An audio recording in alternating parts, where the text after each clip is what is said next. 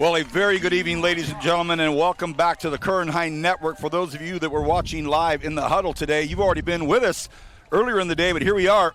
It's the Kern High Network's live exclusive coverage of high school activities. Tonight, the activity is athletics, and it's varsity football. We're at the hallowed grounds of the Golden Hawks football field at Centennial High School, and it's going to be a nice one. The Golden Hawks hosting the Musketeers of Moorpark. A lot of great storylines we're going to get to in just a moment.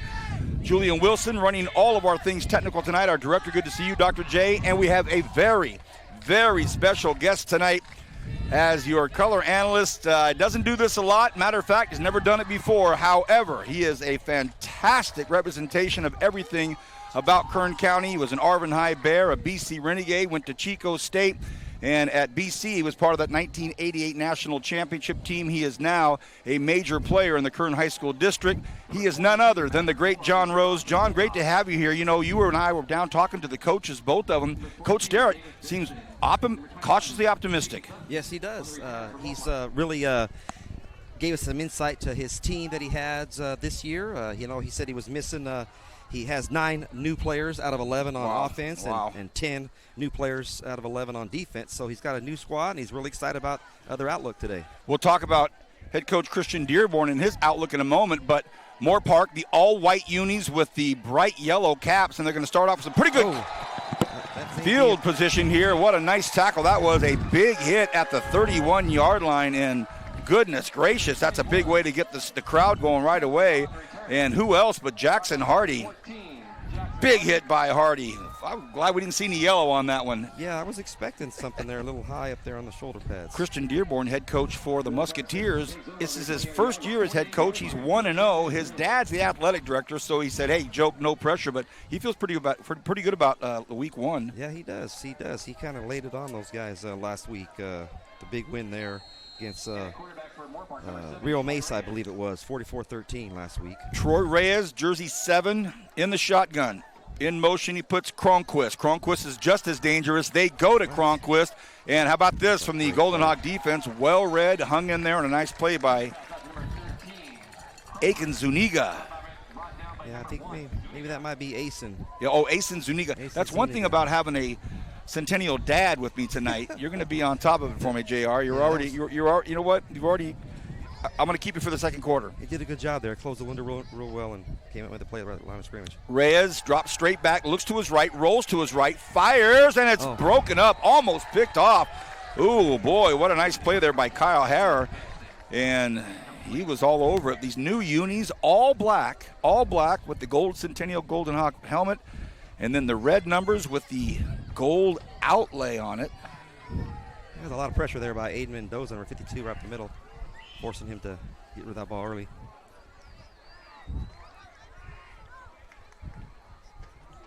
So a quick 3rd and 10 for the Musketeers. In motion, Brady slows it down, stops in the slot on the left side. Reyes takes a look, all left the entire time, floats one out there, and it is...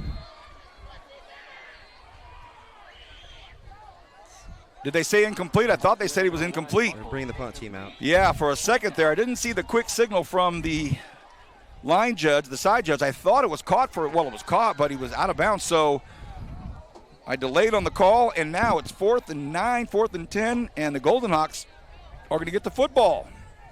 Wow.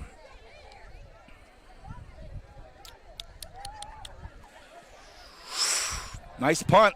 And it's fair caught at the 36-yard line. So a nice opportunity for the Golden Hawks to start some decent field position. Nice defensive effort there. Yeah, way to catch the ball in the air. Number 1, Asen, fair caught that in the air. That's what you want to do as a punt returner. Catch that ball in the air, don't let it bounce, get any extra yards. Johnny, Coach Sterrett looked you and I both in the eyes, and he said last Friday night was not a Richie Sterrett coach team. Ton of fumbles, a ton of turnovers, ton of penalties, a lot of young guys, maybe the first night jitters. He goes, tonight I feel good. I feel really good about where we're at tonight. Yeah, he does feel really good about his team. I think he's got them squared away, he said, and he's ready to go. I can see that fire in his determination in his eyes as well. Okay, Golden Hawks, here's a storyline for you. Grant Scott at QB, and he starts off with a great handoff. he puts the ball in the hands of his dangerous running back. But, Johnny, a story here with Jet Santiago out for what looks like might be 4 weeks. He might be coming into league play. That's what Coach is saying. Yeah, that ankle there, his 4 to 6 weeks. We're hoping sooner, ready for league. He said he got a little dinged up early in the game last week. Wasn't sure if he was going to play or not. Kept him in for a while. Then he says, "Nah, we're gonna yank him, get him ready for later on in the season." 2nd and 4. Ball's on the ground. Look out! Oh, trouble in every direction. And Cruz Revezo, the senior defensive end, was back there very quickly. So no fumble, thank goodness. But that's going to bring up 3rd and back to 10. They go right back to the original line of scrimmage.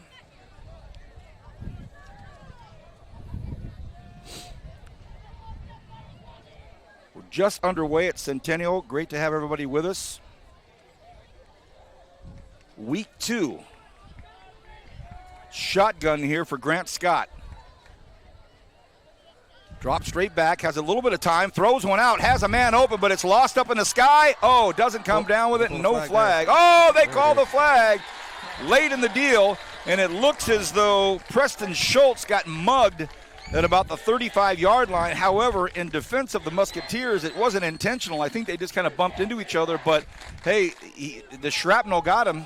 Yeah, that's true. Ball's little had a lot of air underneath it, and they caught up to the receiver there and ran right into him. Hey, John, Grant Scott won him a playoff game last year.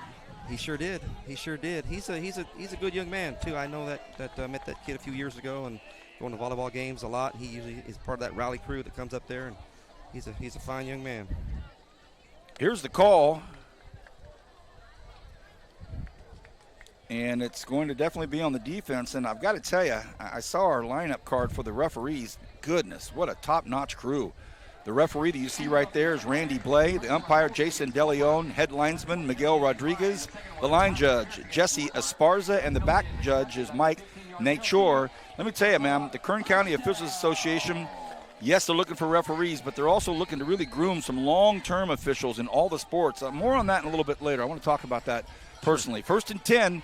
Golden Hawks inside Musketeers territory. High snap, it's handled. They're going to stay on the ground with it. Good job by that offensive line. Ball's on the ground, look out! Oh.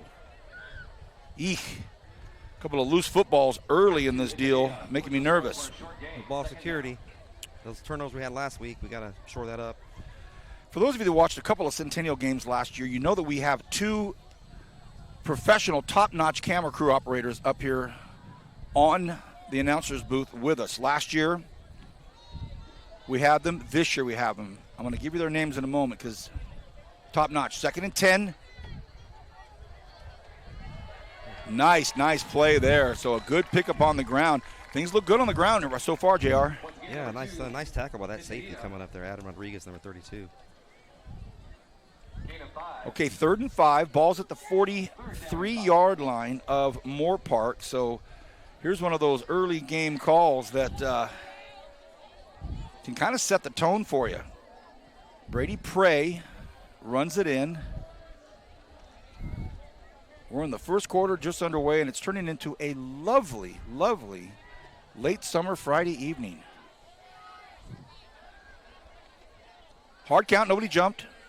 Great composure there by this Musketeers team, and timeout's going to be called by Coach Sterrett. You know, we talked to Coach Dearborn for a few minutes before the game, and one of the first things he talked about, John, was his special teams. He goes, all 3 phases of the game, offense was good, defense was good, but man, special teams scored. He really was high on his special teams, and for a first-year coach in week 1 to have special teams be something that you're positive about, that's pretty rare. That is, and you know, it takes a lot of time and dedication during the week to get those guys where they need to be. You need a good staff member up there, make sure they got the guys the right key positions, and practice that every single day, special team. That's a huge part. Well, his insight to us is that he has a full-time special teams head coach. Which is, you know, that's nice. He doesn't have to double duty anything. That makes it nice. So there's no excuses on that end of it then, right? You're right about that. Okay, 3rd and 5 after the Coach Sterrett timeout. So they were looking to bring number 6, Sakai Hodges, off the edge there earlier. They mixed it up a little bit. Still in a 4-man front. Play action. They launch one out. Has this man wide open. Can he get under it? Oh, that was a touchdown. That was a touchdown. Preston Schultz had everybody beat. So Coach Sterrett lifts up his hat, runs his fingers through his hair. A little flustered there, but now they know that was a nice call. And boy, if you're Coach Dearborn and his staff, they're like, yikes. Yeah, Got away with one there. Preston really got that DB turned around, cut off his inside shoulder, got right up the middle there. That was six points all the way. Okay, the senior, Evan Brady. We'll get that back. Stands back at the 5-yard line. So some positive signs there by the Golden Hawks. A little unusual to have your punt returner standing on the 2-yard line. 80 yards away. Perfect snap. They come after it. Oh, almost got it. A big boot, and it takes a really nice Centennial bounce and a perfect one. Good punt, 7-yard line, so great job by Jonathan Montez. Was that Jonathan Montez on that? Is that Maverick Moore? The punter, Maverick Moore. Are you kidding me? That young man's taking my money on the golf course. Hang on a second. Add him to the list. Oh, you're right. Hey, and having said that, John Rose, there was a few people that saw my post that you were going to be my analyst this evening, and I have to tell you, an overwhelmingly warm, gentlemanly sign of affection from all of our mutual Arvin friends. Boy, nothing but love, John. They're a very loving crew. Yeah. Oh, nice job up front. Really nice job up front. Boy, they tried to start things off with Angel Castaneda, and he's a load to the ground. But great tackle out there. I want to say at least Jonathan Lopez.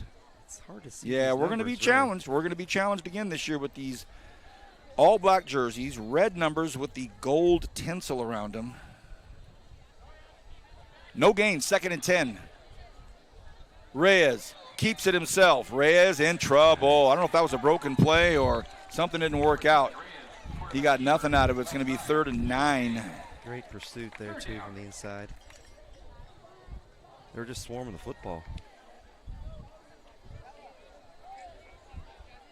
No receivers in the huddle. None. Only the lineman, the QB, and the running back. 3rd and 8 officially. Reyes stands on his own 5-yard line, taking a long, long time to get this in. Long time. Cover 4 look. Long throw down the near side. That looks good. And it is a big-time 47-yard dart. Connects with Davis Benson. Whoa, that was a beauty. They didn't go to the huddle. They didn't need to. That was called on the sidelines, and that is a big strike. 1st and 10 and inside Golden Hawk territory. So right when Centennial thinks they're going to put another stop on them, another hole deep in their own territory, the ball's inside Golden Hawk territory. Reyes looks over to the sidelines. Again, signals coming in from the sidelines. In motion, Cronquist again, and he's dangerous. They go to him again. They've done it already, but Cronquist can make some moves out there. Oh, almost got away, but a nice open field tackle out there by David Esparza. Esparza is a name we've called many times.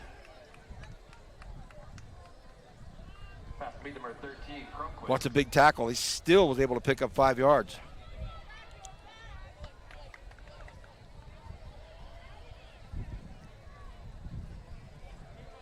Second and 5. Getting all their indications from the sidelines. Castaneda, the lone back on the left hip of Reyes. They go to Castaneda. Hit hard front line. Big time hit. Again, another big, strong hit. And I've got to say it now, that for sure was Jonathan Lopez, no doubt. Great penetration there. Great penetration.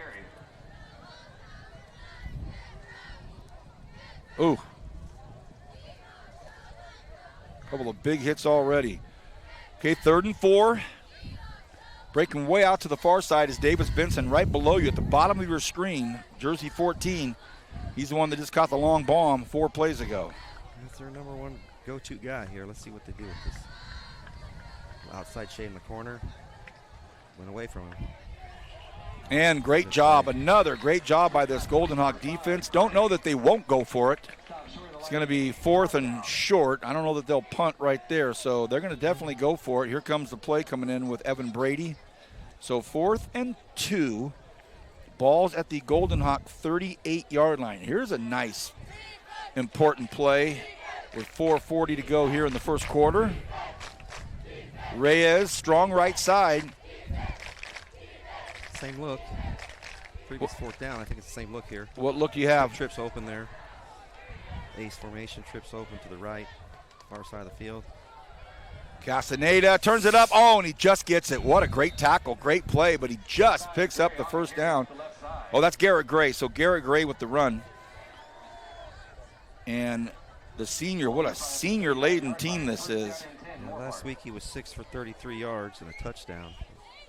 They let him carry the ball. He also played a little defense, if I recall. John Rose, 3-sport athlete. Arvin High Bear out in God's country. What's the smile for, young lady? What's the laugh? What's the giggle when I say God's country? Under 4 minutes.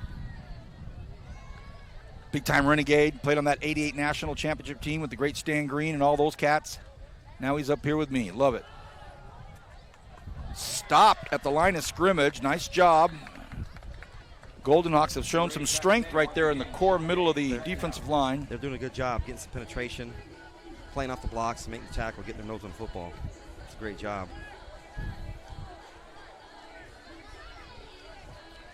3.5 and counting left here in the first. No score.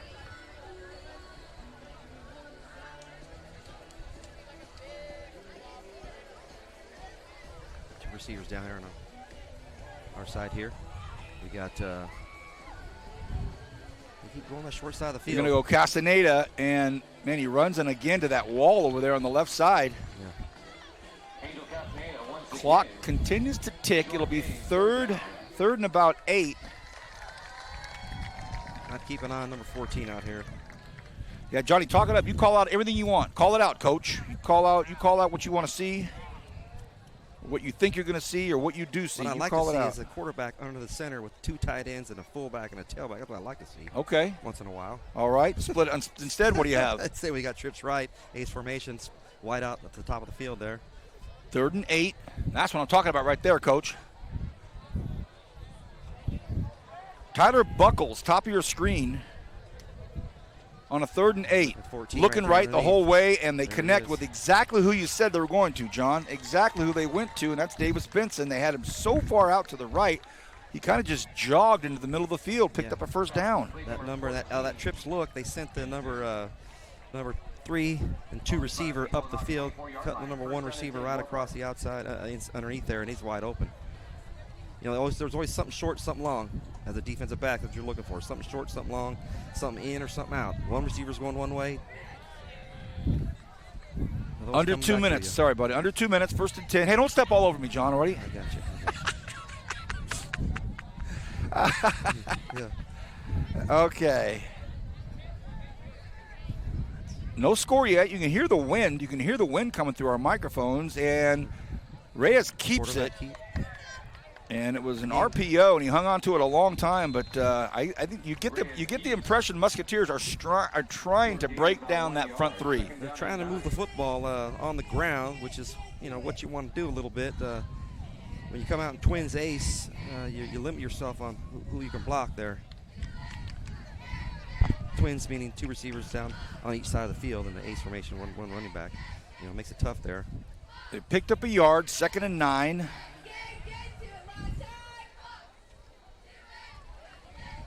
Same look, twins, ace formation, 2 receivers top and bottom.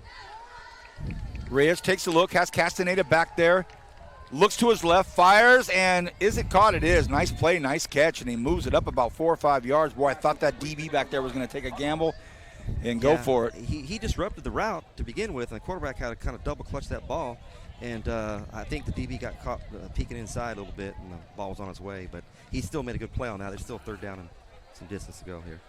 Half a minute left here in the first quarter. Things have been going along swimmingly. 3rd and 5. Still that twins tight bunch set on the top side. Garrett Gray in the backfield now with Reyes. And that's a movement. Flags everywhere. First or second penalty of the game. Dead ball. Ball starting against Moorpark. 5-yard penalty. And so that'll make it a 3rd and 10. So Christian Dearborn, boy, he seemed put together and sharp, didn't he? He did. He's got his stuff dialed in for a first-year guy. Assistant coach last year, defensive coordinator. Yeah, first-year head guy, I should say. Sorry. And that'll do it for the first quarter. No score yet, but Musketeers knocking on the door. I'm Vance Palm with John Rose. We'll be back right after this on the Kern High Network.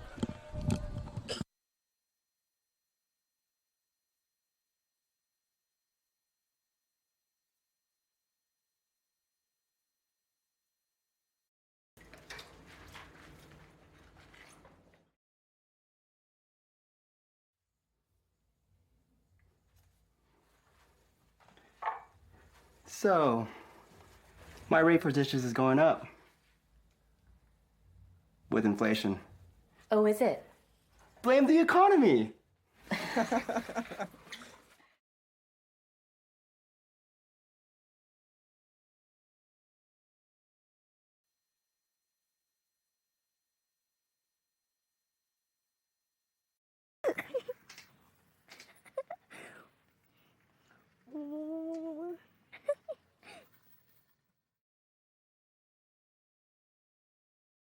Hey, Dad! Is my weekly allowance up for a negotiation? No, not really. Okay, Okay. we'll talk about this later.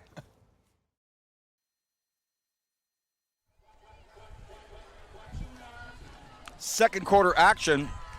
This beautiful lavender peach night behind us. Great night. Great night for some football here. We got 2 receivers at the top, 2 receivers down here at Centennial sideline, ace formation. Okay, 3rd and 10, start the second quarter. Musketeers have the ball on the Golden Hawks 24-yard line. John just called out the formation. Garrett Gray now goes to the left hip of Troy Reyes. Reyes puts Brady in motion, and a timeout called by the head coach, and he is livid. Ooh. He is not happy. Christian Dearborn was not happy. Called a timeout earlier. Then they had a penalty. Then they go to the quarter break, and then during the quarter break, you think they put it together, and he's not pleased, and he let everybody know. That's always frustrating as a coach. You come out into the quarter there, you got a little break, and first play, you got to, especially in a 3rd down and 10 play, you got to come out and call a timeout because you don't have personnel or someone's not in the right spot. Very frustrating. Coach Sterrett also a little frustrated. He had a touchdown. Absolutely. In their last drive. Wide open receiver, the ball just thrown a little too far. So both these coaches, I think now it's all kind of settling in. They're in for a fight tonight. Okay, again, Garrett Gray off the left hip of Troy Reyes. No change in the formation. You got Trips at the top, Trips right, and Ace. Reyes looking underneath. Floats one out, and it's intercepted. A flag out here in the middle of the football field. The official, the white hat, way back here, drops the flag. So the whistles are blowing. Don't know if it was a roughing the passer. Is that what happened? Or it was thrown by the white hat right back in there. So no flag at the goal line where the reception or interception was going to be. But it's like the offense is staying out there too. Huh. So big call here. First play of the second quarter, ball intercepted at the goal line, but it looks as though it's waved off because nobody's left the field yet. And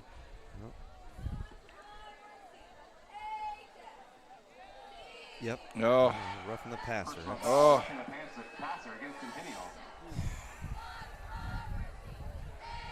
So first big call of the night. That's bigger than the interference that they had in the first quarter. This is a big one. It was.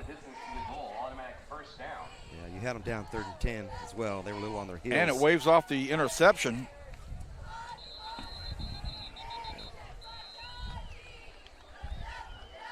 So there's yellow over here. I think he just needs, is he coming to give it a sideline warning or? I think. And now what's happening? Dead ball, unsportsmanlike conduct against Centennial. Oh. Oh, on top of it? It sounds like there's a double unsportsmanlike unsportsmanlike conduct call. How about this? It goes from an interception, waved off. Now it's 1st and goal from the 6-yard line. What? 6-yard line. So don't know what that one's about, but things have turned on a dime here for this Golden Hawk team. They thought they had picked one off, and we're going to march the other way with it. Now their backs are up against the goal line on a 1st and goal from the 6. Yikes. They got 2 receivers at the top, and they got a little wing back here, number 22, Brody Busicchio. Want to send him in motion, maybe? They do not. Run right off his butt. They stay on the ground, and he just marches it in, and that is Angel Castaneda. So Castaneda, they take the one play and punch it in after the waved-off interception and 2 unsportsmanlike conduct calls, and it is a quick score. Yeah, that was an unusual amount of yardage given up right up the middle for Centennial so far. They've really been short of that defense in the interior, and he really walked in untouched. So the PAT, Jack Kledotsky, and it's right through the middle. Number 17, Jack Kledotsky's kicking. So 7-0. I'm Vance Palm with John Rose. John, let's talk a little bit about earlier today. Kern High Network Golden Hawks 0. had In the Huddle up at East High School, the 2nd oldest school in Kern County, a distinguished high school coming up on 90 years of existence in about 3 years. So they're at 87 years right now. Well, what a vibe up there. Yeah, that's a great school. I was there for 11 years as a dean of students and assistant principal. 1938, that school was built as part of the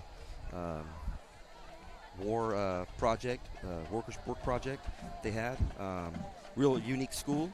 The first school, contrary to what popular belief is, it's the first school in Bakersfield that has Bakersfield in the name, not that other school that's right downtown. It was East Bakersfield High School.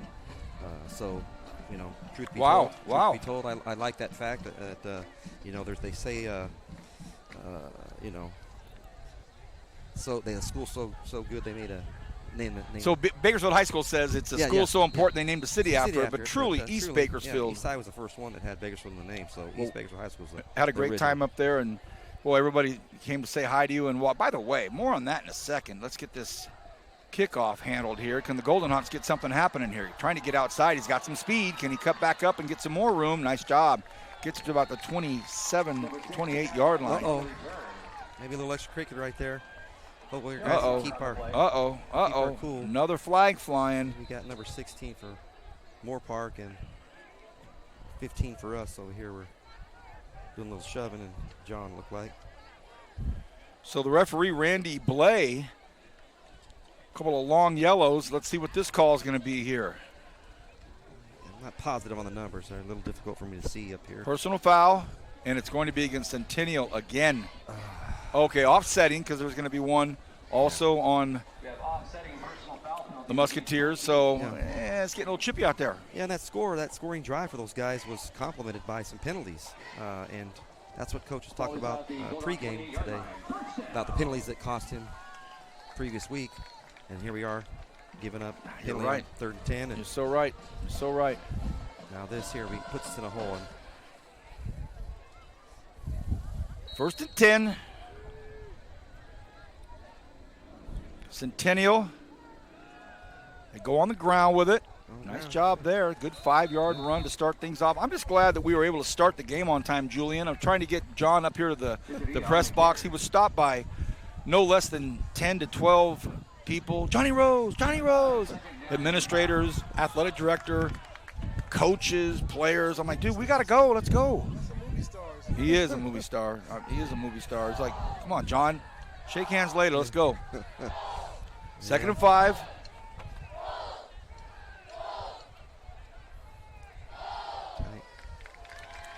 Oh, nice play. Great design. Well run. And Brady Prey.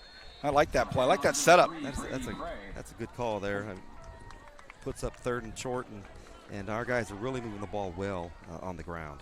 And they have that look at TD in the air. So here's a big play here. No getting around it. Yeah. It's going to be 3rd and inches. Oh, no, they moved it. Gave him the first down. Okay, so that was a big play. So our 2 camera ladies are Addie and Natalie. Great to have you up here again, Natalie, a veteran. She was here last year with us. And we called like 2 Centennial games within 3 weeks, and our audience wanted to know, is the camera crew up there again? They were, and they're up here again. Film producers and directors for Centennial Varsity Football, Addie, Natalie. Keeping on the ground there. That's Good-looking run there. Good-looking run there. First down, Golden Hawks. Wow. That's good vision by that running back. Boy, that's a good-looking run there. Ball security. And to our audience, if it takes us a second or two to get the name and number, we've already mentioned it. It's worth mentioning again. The black jerseys with the maroon. I won't even say red now. This is like the burgundy or Cardinal or something. Yeah, Cardinal or Merlot color with the gold around it. Not easy to get the numbers at first, but we'll keep trying. We'll give it our best shot. 1st and 10, 9.5 left in the half. They're going to flick it out here to the near side. Great play. What a play out there on defense. Oh.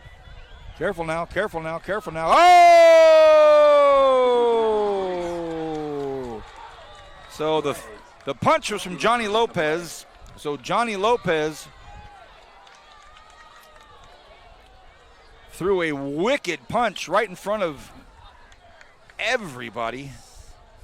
Fans, players, coaching staff, Kern High Network. So what happened was, it was a great play. Doggone it, it was a really nice play by the number 6 there. Yeah, it was Gavin Smith. He came up and really closed the window quickly for a no gain. And I think the receiver got caught up here in a stock blocking out here in the action and went a little longer than it needs to be. Maybe didn't hear the whistle or what. And so there was some inadvertent contact, but then things got hot after that because one guy felt 2 guys land on him. Yeah. And so he got up, and then the haymakers were going. The flag gets thrown, and I think there also one on the Golden Hawks, or is it just going to be on Johnny Lopez? Here it is. Here's the call. Golden Hawks. No, it's waved off again, and the Golden Hawk crowd doesn't like it because the Boo Birds are out because they saw that one big punch. Did they call 2? They called 2 on Moorpark. First one, personal foul against Moorpark. Second one, personal foul against Centennial. Those penalties offset. The third penalty will be a dead ball personal foul against Moorpark. That penalty will be accepted. Okay. 15 yards. The Boo Birds came out a little early here. So 2's better than 1 if you're a Golden Hawks fan. So 3 personal fouls called, 2 against Moorpark, and I'll tell you what, from what we picked up from head coach Christian Dearborn, we did not pick up anything about him being upset about penalties last week. This week, it's not looking good. How about this set right here? Golden Hawks, they're going to stay on the ground, and it's a keep that ball. Really nice run again. Yeah, I think we've had, 3 personal fouls on Centennial so far in a quarter and a few minutes here. Iteria is the ball carrier. He's the one that's been the ball carrier the last few of them. Michael Iteria.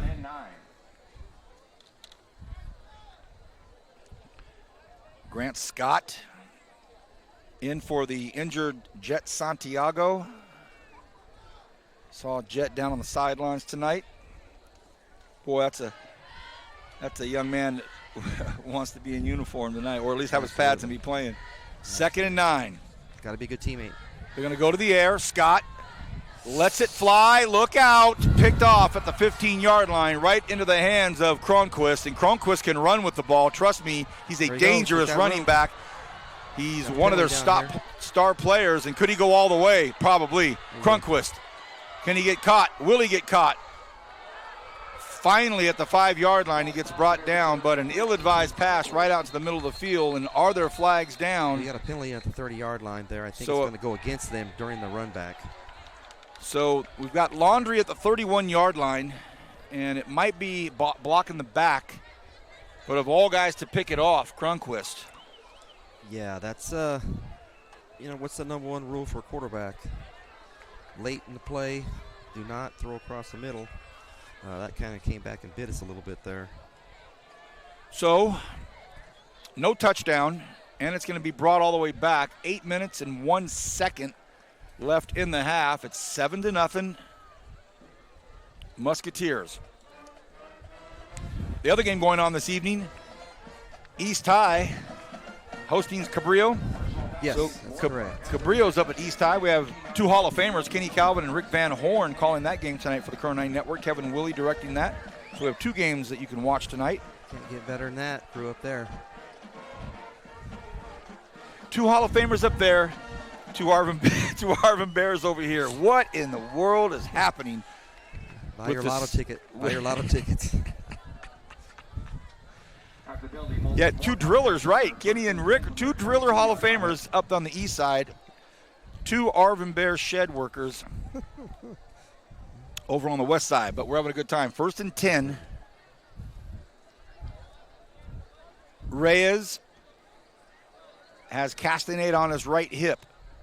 So block in the back, way back here at the 16-yard line. In motion goes Brady. They give it to Brady. Brady's trying to get outside. Nice job by Centennial. Oh, they missed the tackle on the ankles, but a big hit at the end. Ooh, big hit. Oof. Centennial did a great job of stringing that thing out and waiting for help. That's exactly what you want to do. String it out, string it out. Got help coming in there. Didn't miss the first attempt at the ball carrier there, but we had help coming.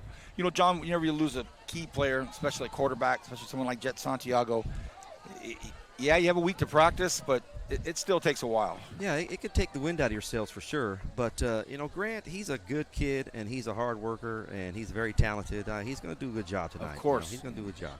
For the next month. Stumbled to get out of it. Flag immediately. Flag came out really quick. Helmet popped off of one of the Musketeers, so that young man will have to take a play off.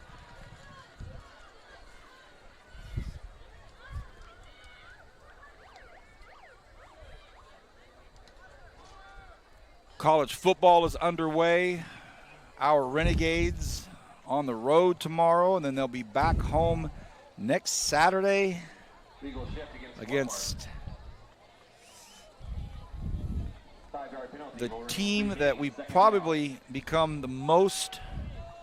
I mean, we played them a long, long time now, and you're talking about Santa Maria is like the second home to Bakersfield. I mean, everybody, somebody's got a home over there. If you're going to the beach this time of year, whenever, somebody's got a home over there. So it's going to be a really nice game, and we'll see. They're always tough too. Yep. And we're hearing reports that probably that 4 o'clock kickoff for the Renegades is going to get pushed back a little bit because of the heat. So Alan Hancock in town. Okay, 2nd and 12. Strong left side here for Reyes. Throws, catches Castaneda. Sorry, Evan Brady. Brady thrown down at the 21-yard line. So Brady. Yeah, they got a little stop route there with that number 3. That's free safety. Play out the ball, quite a bit. That stop route's hard to top if you got linebackers get to the flats quick enough. Johnny, here's a big stop here for the Golden Hawks. They need a big one here. Fine 14 here. 2 receivers, send one in motion there. Makes it trips. Reyes wants to go down this near side, floats it out. Look out! He's got it. It's a foot race. Can he beat him? And he's finally caught inside the 30, but a perfect pass. I mean, just a perfect pass. Nathan Walsh was on him, but, boy, that ball was just put where only one guy could get it, and that's Buckles. Yeah, there's not much you can do about that. It's pretty good coverage and play by the cornerback there, number 23. Just perfect placement and hit him right in stride. You're right. That's exactly right. Never broke stride. Never had to slow down. That thing just hit him right in stride. He just kept going. So now the Golden Hawks feeling the heat. 1st and 10 from the 27-yard line. Bunched in now. They give it to Castaneda. Nothing doing there. Hit hard and thrown down right at the line of scrimmage. On the run. Another good play. Yep. We're pretty, Centennial and Golden Hawks were pretty tough there, controlling the football on the ground.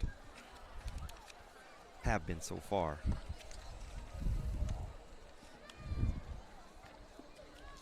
Getting a good push by those guys up front. 2nd and 10.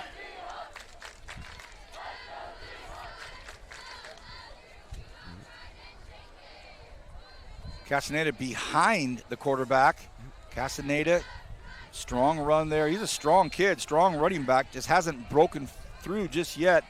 We want to thank Centennial High School for hosting us tonight. Special thank you to Stan Green, the Director of School Support Services. Of course, all of the Kern High School District Superintendents and our sponsors at Valley Strong Credit Union for allowing us to put on events like this for our community. And we'll get to the administration specifically here a little bit later, but we want to thank them right out of the gate. Appreciate being here. 3rd and 5. Need to stop here.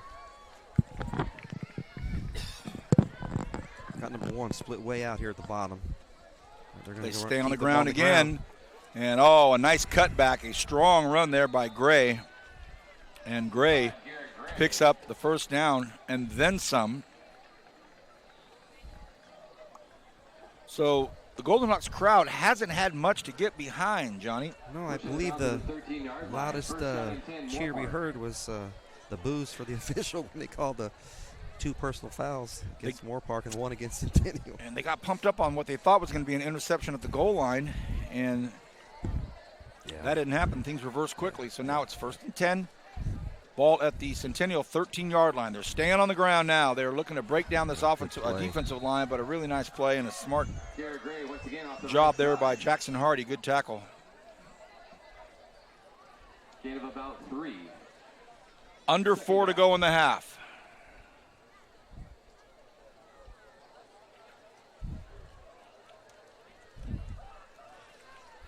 I want to thank John for stepping in tonight.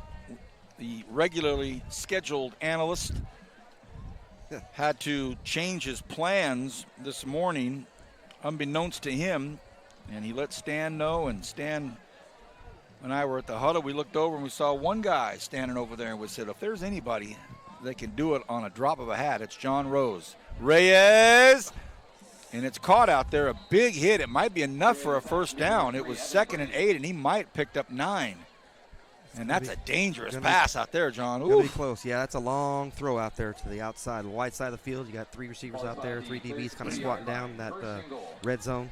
Not getting too much depth there.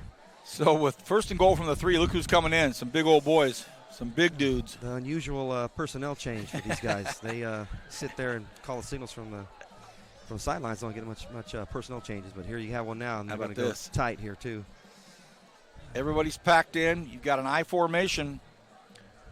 Yeah, a little unbalanced line there. Reyes might take it in himself. Go short side, Nope. They give it to Castaneda. And he's hit hard. Does he get in? Touchdown! They say he got in. The bottom official down here called it a touchdown. He's in. 13-0. Musketeers. Well, they brought the jumbo set in, as they call it. It worked. Yeah. It worked. So with 2:36 left here in the first half, 13-0, Moorpark. Yeah, it's a play like that, and I made a comment earlier, it's nice to see a quarterback under the center and get some guys in there and fullback, tailback, and run the football. It's not the most exciting play or game strategy in the world, but, I like that. As much as we've gone to the spread offenses all the time and wide receivers and motion, trips and empty set, all that kind of stuff, it's nice to see a defense have to defend, double tight or unbalanced as that was, and some fullbacks and tailbacks. Love it, John. Hey, you're about to be introduced. Hey, whoa. John Rose getting some big-time pub. They even with the formal, John. Well, I took Johnny off. I said, you know what? His median name might be John. So, again, Johnny was he was asked today at about 1 o'clock this afternoon if he could come on over to the high school and help us out tonight. And having played at the highest level in college, we figured, you know what, let's get him down here. 1988 National Championship for the Renegades. You played with your teammate Stan Green, who we just mentioned is Director of School Support Services. You work with Stan in the Kern High School District. And second half, I want to talk to you and bring to our public knowledge, what you're doing right now for the Kern High School District. Some exciting stuff going on. Johnny Rose stepping in, helping us out tonight. And, man, we're lucky to have someone of his experience and knowledge of the game. Here we go. Ball taken at the 5-yard line. Boy, Centennial could really use for some nice – for a second, thought he might have it. Let's look out for these plays after the play, after the play. I think the officials are on it now. They're kind of looking at – Almost got one there. All the Moorpark guys are lifting their hands up in the air after every tackle now. One there. I didn't miss that one. Okay, if you're Coach Starrett and these Mustangs, 2:26, John, to end the half, what's the game plan? What's the thought process? Well, I'd say he's probably looking to control the ball, not give it up, go in the half, something positive. If we could get some first down yardage, maybe get a score out of this thing here with 2:26 to go, I think that's what he'd be looking for. Give us some momentum coming out for the third quarter. Well said. Scott, ball's on the ground, look out, picks it up quickly, trying to get out of there. And I don't know if they'll call intentional grounding because the nearest guy was right there. The white hat's got him point. Oh, okay, all right, yeah, okay. I thought at first he was throwing it to Seth Ryder. So great job there by Scott to save that from being a catastrophe. Yikes, and the clock stops, not good.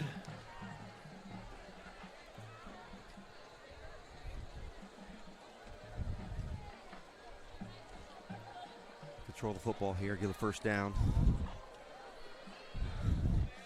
Don't want to turn the ball back over to these guys.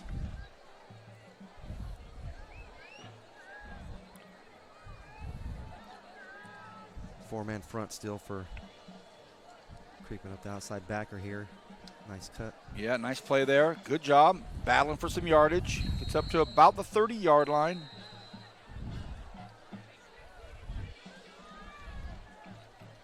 Nice job. Good game, but it's going to be about a 3rd and 4 maybe. I think 3rd and 4 right around there as we dip below the 2-minute mark.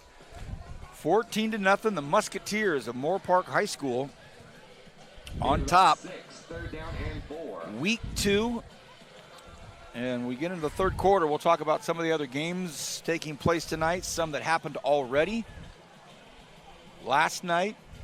Maybe a couple of early storylines. Early. Yeah.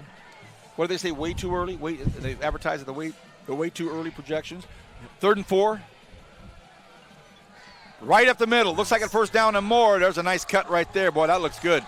Gets this crowd going. And again, Ituria. And he's the real deal. Ituria, yeah, that's not a very common name. I know some Iturias. There's got to be one here at North High. It's in a little position here at Centennial. We got little Johnny I. We'll shout to him, a North High star. Played against him a little bit. North High, great kid, tough kid from North High. Yikes, talk about tough. Yeah. That's a big-time tackle there. Cade Hunter did the hunting. Yikes, jersey 18, the defensive end senior. A lot of seniors on this squad for Coach Christian Dearborn. Don't see a lot of sophomores on the roster, just a few of them. So things look good for Moorpark. Got a great junior college field over there, old school, and it's set up against the hills there, just a few miles from the Ronald Reagan Library. It's nice. About a half a minute left here. Reyes, look out. Ball pops out. It's on the ground. Yeah, he was on the ground. Clock continues to tick, and Coach Dearborn wanting to know why. I think right now, if you're Coach Starrett, you may want to. Timeout taken by Moorpark. So I think that's a clear clue. Down on a knee and let's get out of here. Never know. I've said a lot of things up here that I thought were logical and just completely that'd be not what happens. That'd be the thing to do here. Let's get out of here. Let's regroup. Halftime, come back out sharp and ready to go. Officially 3rd and 26.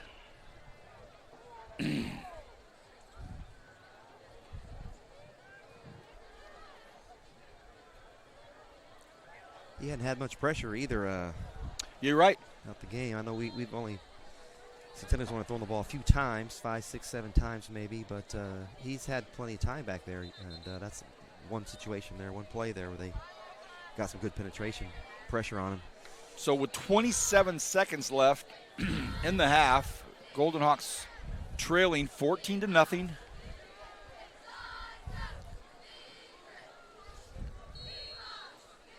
Still looks like a play is going to take place. Grant Scott. Hand the ball off. And again, Michael Iteria. Iteria on the carry. And a timeout again called by Moorpark. And it's going to be 4th and 26. So punt squad is on. And during halftime, we'll keep the camera on the field, and the Centennial Golden Hawks marching band, the color guard, will get some publicity. We talked about that today in the huddle. For those of you that are in marching band, color guard, make sure you always tell your friends, hey, we're on the game tonight. Kern High Network's covering our game, so at halftime you're going to see our show. I know that the East High band director, a good friend of yours, you talked to her today, and Miss Montano? Yeah, Miss Tanya, she was very excited about the fact that the other game tonight being covered up there meant that her band and color guard for East High School was going to get a full halftime show on the Kern High Network. Yeah, absolutely. She does a good job with those kids up there, and they have a great group of kids that really serious program up there. She does a good job. Sounded great. Okay, punt team on. Hey, don't kick it to him. Let the ball Yeah, with travel. 20 seconds left, a little bit of time to do some damage here.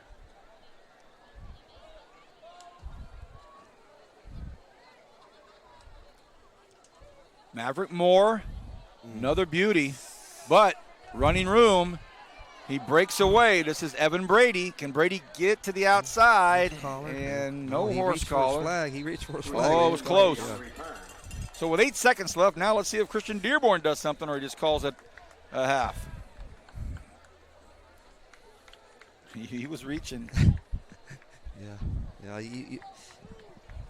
It's all I got my buddy at home. He's probably watching this. He always would preach, do not kick it to the guy. Kick it to some open air. Let the thing bounce around. Let's get some time off the Who's your clock. buddy? Greg Showers. Greg Showers? Yeah. I think Gregory might be. Hey, Greg was one of those gentlemen that was giving you really nice, Yes. kind, polite, Praises. soft-hearted Yes. advice tonight. Yeah. Really, really nice stuff from Greg Showers. Yeah. All right, here we see Coach Dearborn saying, nope, Gonna we're take out of it, here. yeah. Okay, 14-0 at half. That's the score. We're going to take a halftime break, and we'll keep the camera on to this great marching band. Thanks to John Rose, man. He's just coming in a clutch position and doing a great job. We'll be back third quarter on the Kern High Network. See you in a few minutes.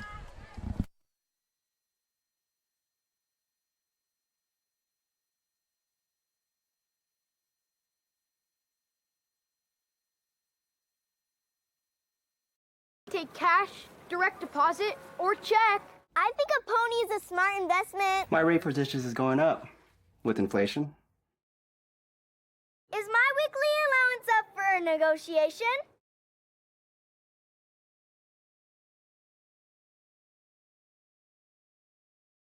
I'm also open to a salary position.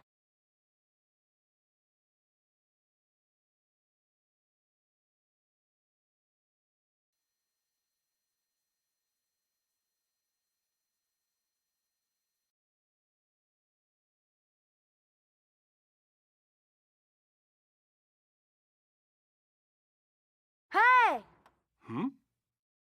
You should be earning interest on your savings. Make the money work for you.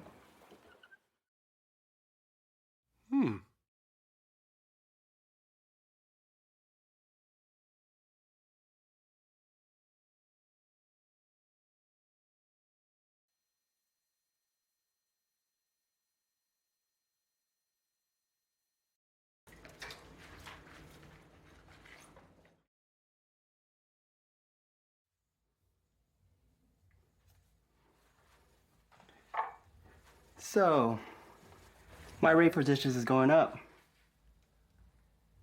with inflation. Oh, is it? Blame the economy.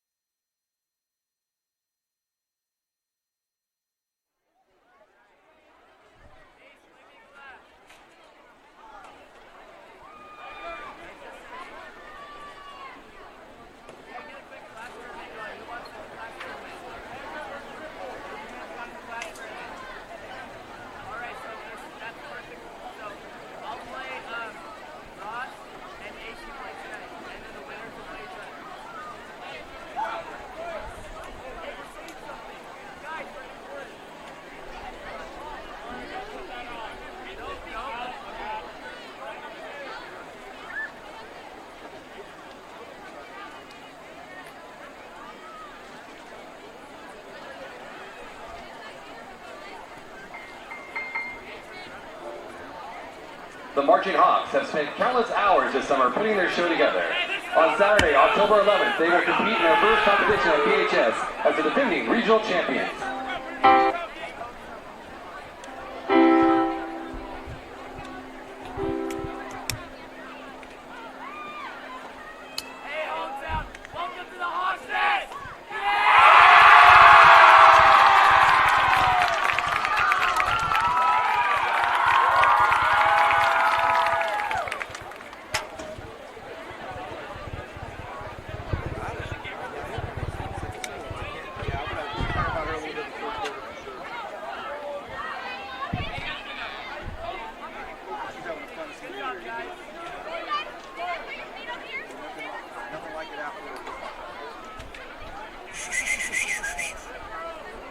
I lost my whistle.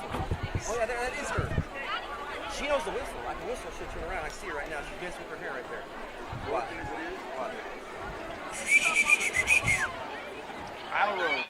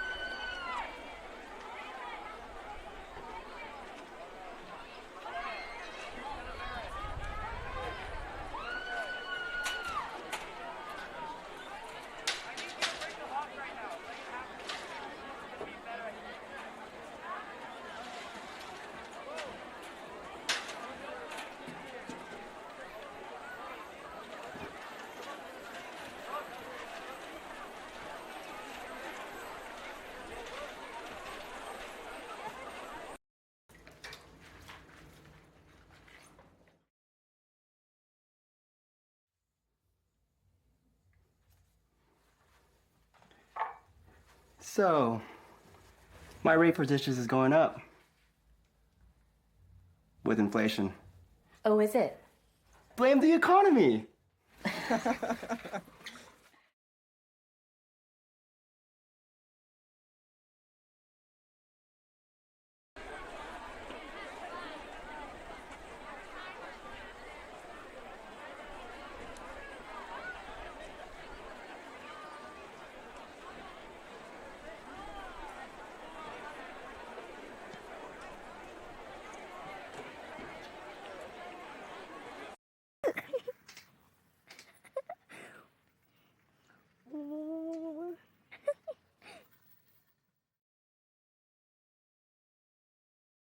Hey, Dad!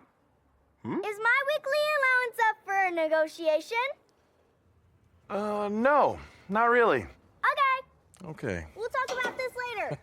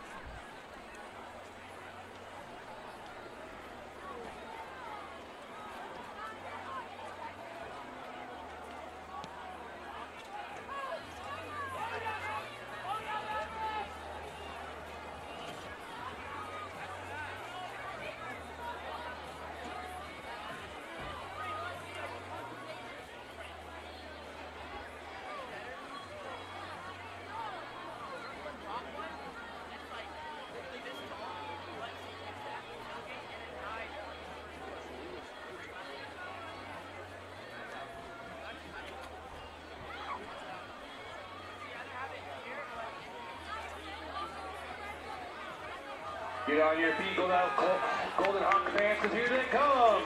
Your Centennial Golden Hawks.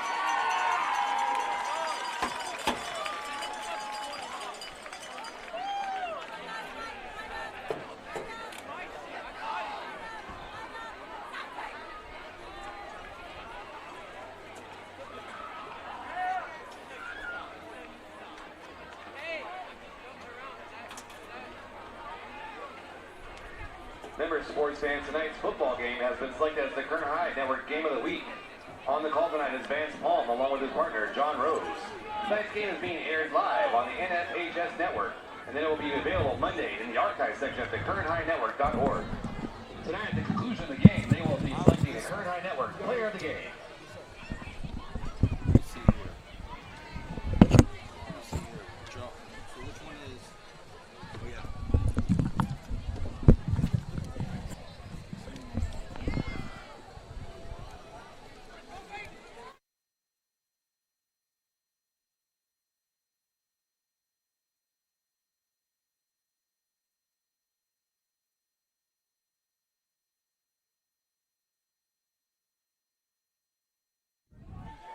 Welcome back, everybody. Vance Palm alongside Johnny Rose. And Julian Wilson is our director tonight. We are high atop the Centennial Golden Hawks press box with Addie and Natalie. Ladies, great job. How'd the first half go for you? Very good. Good to hear.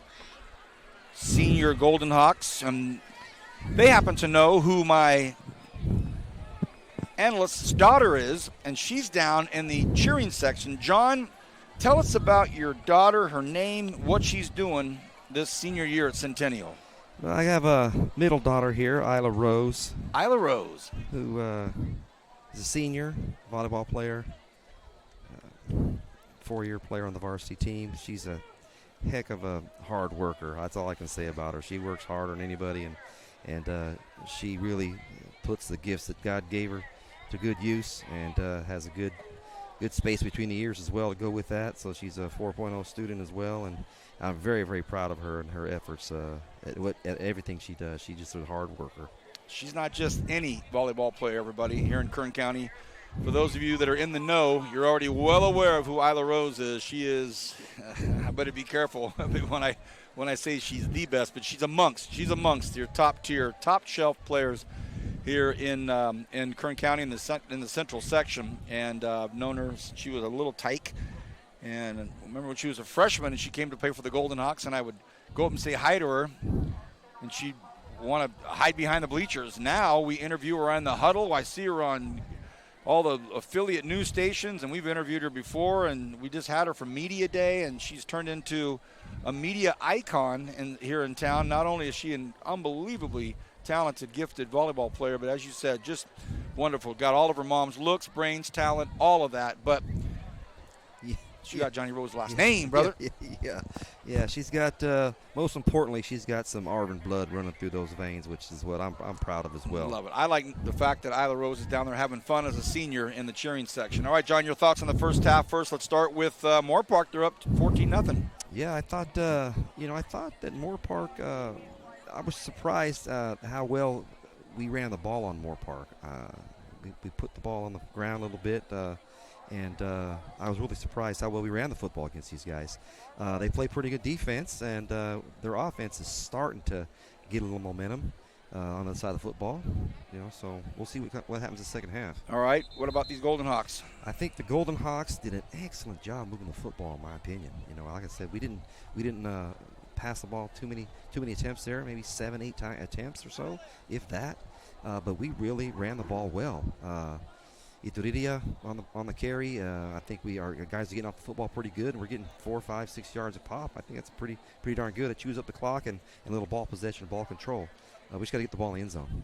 Well, they're going to get the ball to start the second half. It's a good sign, good thing for the Golden Hawks. You don't want to go back on defense and play against this offense that's starting to kind of get things going, so they get to kind of dictate the flow and the pace and the tempo. Everything okay here, ladies?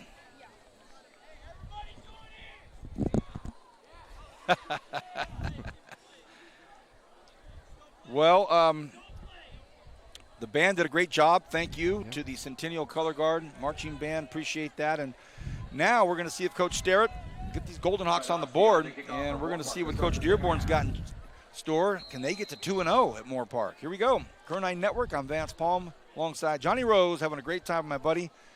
Put a few things out there on the social, and everybody's loving it, man. Everybody's loving it. Said, hey, you two old guys are both wearing glasses? Yup. Yup. Matter of fact, in the art of true transparency, I was getting ready this afternoon, and I texted JR, and I said, hey, dude, don't forget to bring your spectacles. Don't. That's right. That's right. Oh, the stories we could tell, Johnny. Let's see what Coach Sterry gets going here. We want to definitely thank the Centennial administration, Principal Ryan Coleman, AP of Instruction, Janelle Bresson, AP of Administration, Nicole Oliver, both of the Dean of Student Behavior and Supports, Melissa Sitton and Anthony Rancic, our great friend, the Athletics Director, Tom Haskell, and Activities Director, Jana Chapman. What a crew. What a crew. Okay.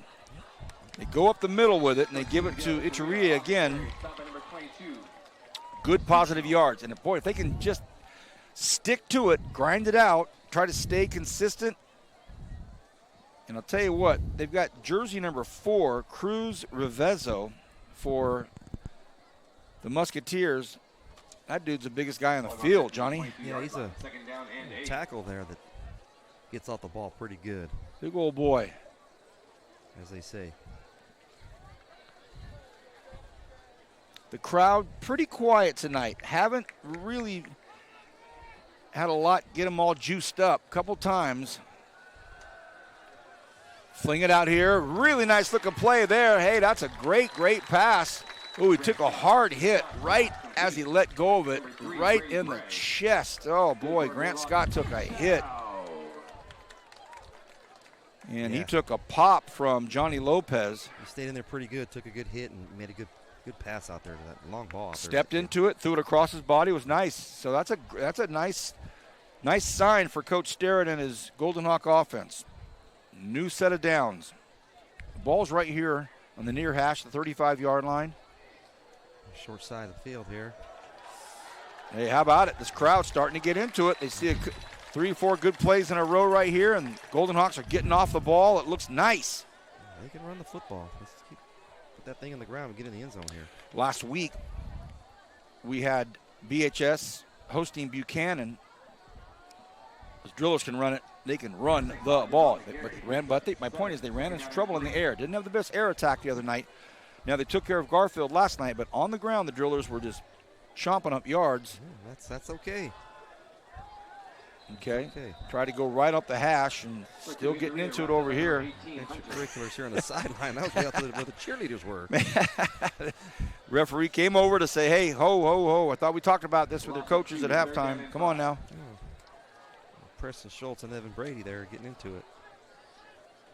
So a loss of a couple yards brings it back to a 3rd and 5. Ball is at the 40-yard line right here on the near hash. If you're just getting with us, pretty good first half. Musketeers put up 2 touchdowns, but one was on a 1st and goal at the recipient of 2 penalties. He's got time, got his man again. Again he had it, and this time he gets picked off. And Evan Brady read the play this time, and again it was overthrown. It was Brady who was furthest back and able to dive for it and make the catch for the interception. Huh. That was a decent read by the QB there. Just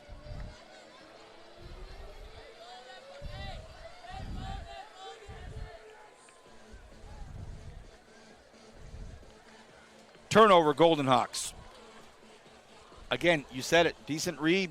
Man was open again, but Scott just overthrowing the intended receiver out there. First one was a blown opportunity for a touchdown. That one, you've got somebody like Evan Brady, ultra smart. He just said, I'm not going to stop running. And he didn't. Dove for the interception. Yeah, that was a good play by him.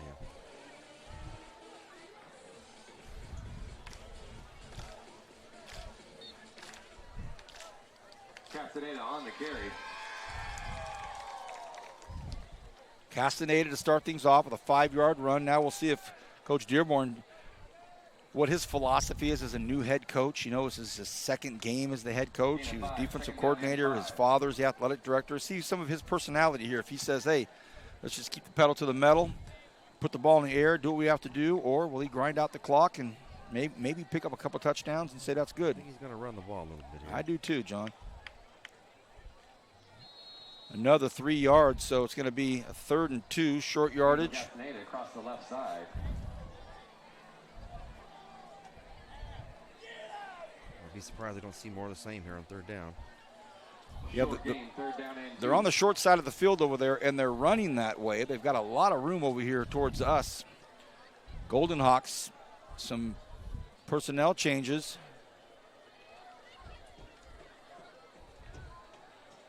3rd and 2.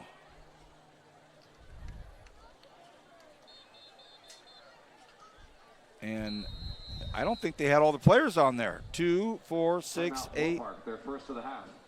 Did they have all 11 on there? Yeah, they have 11 there. I don't know, Johnny. Like the look. All right, let's take a look at what's going on tonight and what's happened already. Let me get my Trevor Horn file. My man T. Horn doing a great job for us at the Kern Hine Network. And I had a bunch of stuff from Trevor. Nah, it was the lineup of all the other stuff going on tonight. Is this it right here? Oh, it is. Well, I blew the whole timeout. Looking for it, John. There'll be another one here. Last night, Independence beats South 34-7. Our Arvin Bears took a thumping by Coach Perucci and the Generals, becoming the all-time winningest coach for Shafter last night against the Bears. I hate that. He got near 100, doesn't he? Drillers beat up on Garfield 34-0. And how about Delano gets the big win? What, man, 76 points in total between those teams over West. Reyes rolls back out here, throws it into the ground, and nobody there. So on a 3rd and 2, after the timeout, that was unsuccessful. Yeah, we're going to punt the ball here. Yeah, 14 was out there kind of just going through the motions there. I don't even think he expected anybody rolling his way. We've seen this twice now. After timeouts by the Musketeers, unsuccessful plays. Boy, that'll drive a coach crazy. Oh, yeah, for sure. First punt of the evening for the Musketeers. We're bringing some guys. Returnable. Near, oh, what a grab. Look out. Man, that was some serious hands right there. The 46-yard line. Good field position. Oh, flag over here, yellow down here in front of us at the 26-yard line. Well away from the punt, John. Maybe it was holding on trying to get the gunner down there. Huh. Ramirez with return. Flag on the play. And the white hat actually going over to explain it to Coach Sterrett. Is it waved off?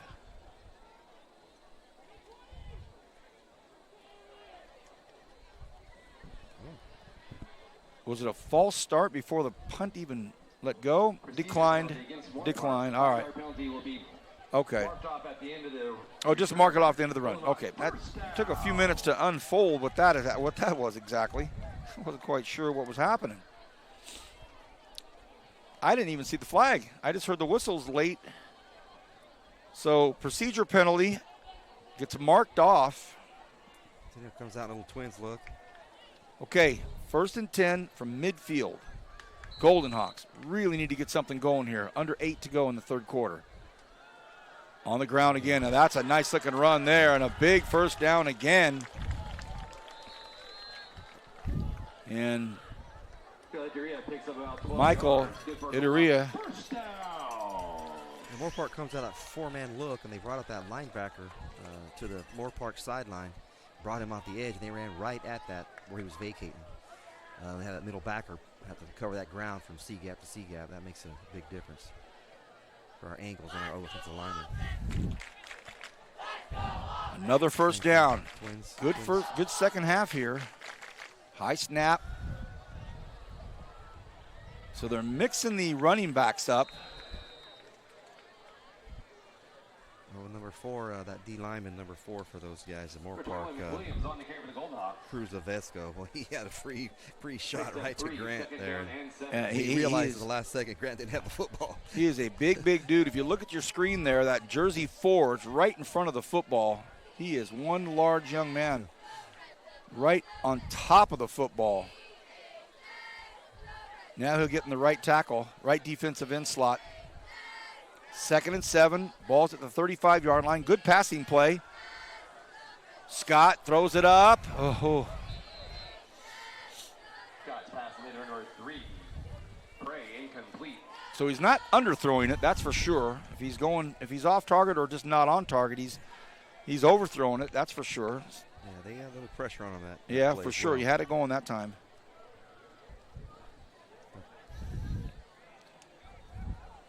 Stockdale at Highland tonight. Stockdale at Highland. Highland 1-0 after beating East. Stockdale 0-1 after losing to North last week. So Stockdale up at the east side at Highland. 6:41 left here in the 3rd quarter. Oh, beautiful play. Great play call. Can he pick up enough? Oh, and he slipped. Oh, and Preston Schultz as bummed out as everybody else was. You could hear the entire crowd below us just go, oh, because that was a beautiful play call. Yeah, that was great call there. They had a lot of penetration, and they had the blockers out in front to get him going. He just slipped. He may have twinged his knee out here, too, on that. Well, when he slipped, right. Fall there. So here's a 4th and 5. Coach Sterrett saying, we're going for it here. Scott in the shotgun. Stands at the Musketeers, 37, hard count, nobody jumped. They quickly go into the play call. Fires it, and he dropped it. Took a hard hit, big hit afterwards from Johnny Lopez. Incomplete, 1st and 10. Moorpark will take over. Saw some good things there, Johnny, but just didn't happen. Stubbed our toe there in the drive. Wasco at Ridgeview, both teams 1-0. That's a very interesting game. Wasco Tigers at Ridgeview Wolfpack. Coach Claunch got a win. Wasco, perennial strength up there in the northern part of the county. Frontier, I can see the lights from here, hosting Liberty of Brentwood. Stacked, Twins look stacked. Bunch set up here. Yeah, on top and bottom of your screen. They go ahead and go That's a out hold. there. That's a hold on number 3 up there. Everybody wanted it. Even the crowd was saying that's a hold. They didn't get it. Knocked out of bounds to the 40-yard line. Yeah, Coach Rose, there is some flag. There is a yellow. There is a yellow. So Evan Brady, the other receiver out there in that bunched up set, was caught holding. I think that's going to be the call. Yeah, he had the arm around the collar. Just open up that lane up the middle there on the inside. It's a good play if you can get away with it. Pass interference against Moorpark. You hear that, Claw? Yeah. If Terry Hallam is watching, that is a direct quote from the great Terry Hallam. Yeah. Well, that's a great play if you can get away with it. Mostly used in the basketball vernacular. But he didn't get away with it. No, did not. Too many eyes on him out there. It was lonesome. Boy, time's ticking away, too. We're only under 6 minutes to go here in the third quarter. These Golden Hawks have to make something happen. Liberty tonight hosting Clovis West. Wow, Clovis West is 0-1. Liberty's 0-1. That's going to be a battle. Clock starts again. 5:36 and counting. 1st and 25 for the Musketeers of Moorpark. Trips, wide side of the field. Castaneda out to the left side. And again, the Golden Hawks do a really, really nice job of just stretching the play out and making the hit when they had to. Very impressed with that, John. Yeah, that's a good play by that safety coming in and catching that ball at the line of scrimmage. I can't read his number 1. Gain out to the 20-yard line. Neither can the PA announcer because we're waiting for him to say it too. That is Asen. 22. Ason's doing that's a good job by him. He's doing a good job all night coming up making a play. Put his nose in there. Strong right side here. Offensive set. Reyes flushed out of the pocket. Oh, and it just fires off the hands of Jake Vollmer. Incomplete. 3rd down and long. That was a John Elway pass from about 8 yards away. Yeah, we had good coverage there and good pressure. Good coverage, good pressure. That guy had nowhere to go with it, really. Almost got a deflected pass there for interception. John, you were a great athlete, great defensive back as well. What's the play here, buddy? Well, a sack is always good in this situation. Hey, great call. Great call, Coach. 3rd and 22. Reyes, flag on the play. Got some movement. That's a man across the middle. He's wide open. It's that dangerous Davis Benson, far short of the first down. Flag came out while Reyes was running for his life back there. It's going to be 4th and long.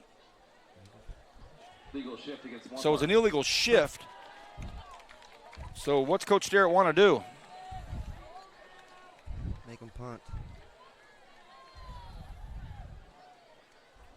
5-yard penalty still. 3rd down.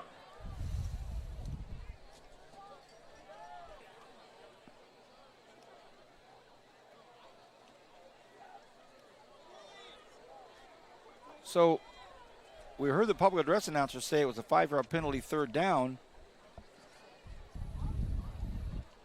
And now he's saying what we saw, which is Coach Sterrett declining the. Or John, you know what it is? It's not There goes the punt team. There you go. Right, okay. All right. I think it's all coming together now. The penalty was declined from the very beginning. We saw Coach Darrow doing it, but they tried to put it back as a third down. Right. Now you don't have Dearborn doesn't have all his guys on, or the officials doing him a favor by stopping right now because they want to talk it over with the coach. He might be questioning that move. Okay, now they got their 11th guy on. Number 21 just ran on there, so Peyton Seston is there. So 11 on 11 now. 4:41. Boy, I gave it the announcer's curse. I said things were breezing along here. We've had a very discombobulated last few minutes here.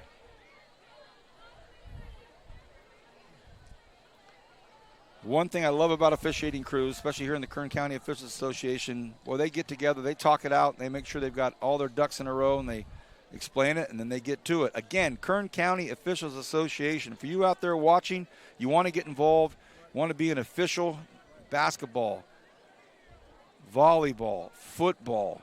This is a great, great thing to do in the community, get involved. I met with a big group of the officials last week, and we talked for quite a while. It was a really enlightening discussion, and as we're saying all this, the ball is getting marched up to where it would have been with the decline. That's where the ball is after the catch. So if they decline the play, it's going to be 4th and 9, right? Or 4th and 8. If they didn't decline it, they'd go back and be 3rd and forever. But they declined it, so this is where the ball's got to be. That's where the catch was made. Yep. Okay, so yeah, that looks about right. About 4th and decline will take the result of the play. The ball will be spotted at the 30-yard right, line. 4th and 12. Yeah, that's what's supposed to have happened and should have happened a long time ago. Okay. Let's get a good return here by Ace, and let's not forget Benson is also the punter. He booms it up.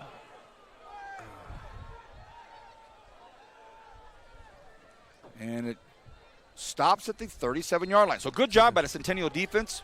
They hung in there. And now with 4:25 to go here in the third, things got to get rolling. Who else is playing tonight? Cabrillo up at East, our other game on the Kern High Network. And we'll grab some scores here in a couple minutes as we get into the fourth quarter and kind of let everybody know what's going on. How about Golden Valley, 0-1 at Sierra Pacific. Nice move there. Some good weather. Emmanuel, 1-0. Going up against Kern Valley. Can't believe Kern Valley. Tough loss at West, 35-34 the other night, last week. Del Oro at Taft. Cal City at Foothill. Some of the games going on tonight. Okay, 1st and 10. They're running football. Oh, big hit. You can hear the crowd below us going, ooh. That was Garrett Gray. Now we're seeing a little more yellow than we've seen all game here in the third quarter. Well, it's early here in the season. Sometimes these games get a little tired. Sometimes you start holding, or intensity level may drop, focus. But so I thought, yeah, exactly. I thought if it meant anything, it was because Iteria was being held up a little bit. He wasn't down yet. His knees hadn't come to the ground, and one of the Musketeers aimed right at him.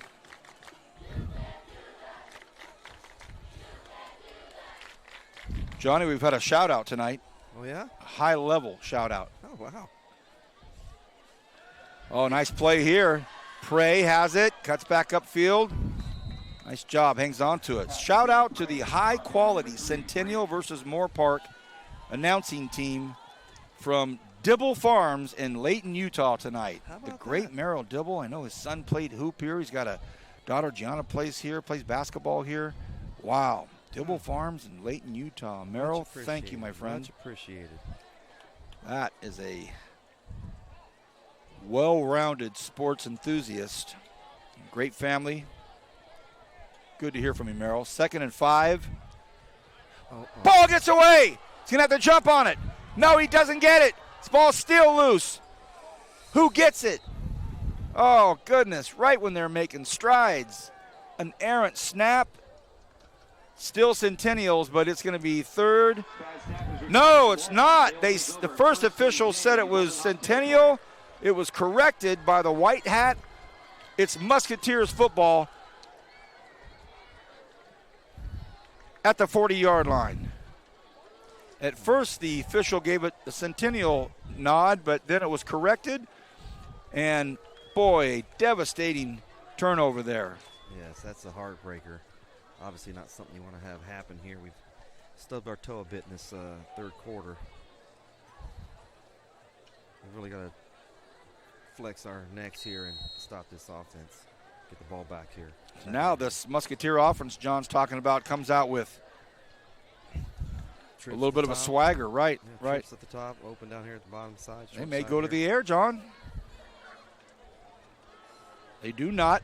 They play into the strong suit of the Golden Hawks, which is up front.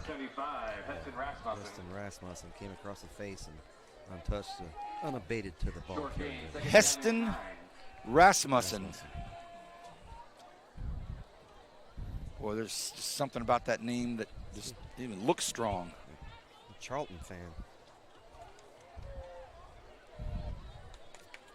Under 3 to go here in the third quarter. It's been predominantly a Musketeers football game so far. They lead 14-0. Same formation, flip-flop the running back. They do throw. Reyes. And we got a hold. I think it's going to be a holding call, but either Reyes is pointing at the official that's a hold on the DB. I think he thinks his receiver was held in the middle of the defensive backfield. Moorpark. Yeah. Holding against Moorpark. Okay. Push him back.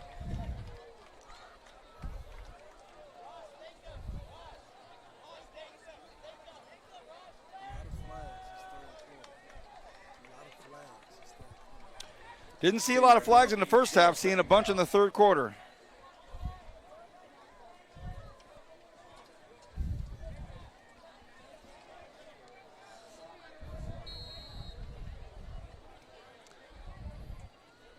Again, this crowd has wanted to get into it. They've tried to get into it, but it's basically been a pretty quiet night here. Yeah, student section's on his feet, ready to let loose here, just looking for a big play. Let's get a big play here on a second down and long.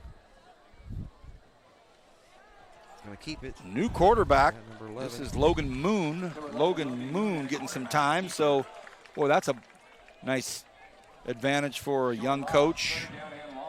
Get a new quarterback in, even if it's for a play. Logan Moon came in and took a snap. Yeah, I think the starter there, Troy Reyes, he's got a banged up knee or ankle or something. He's limping around a little bit, so that may have been given a little respite there. Let the other quarterback, number 11, run the ball.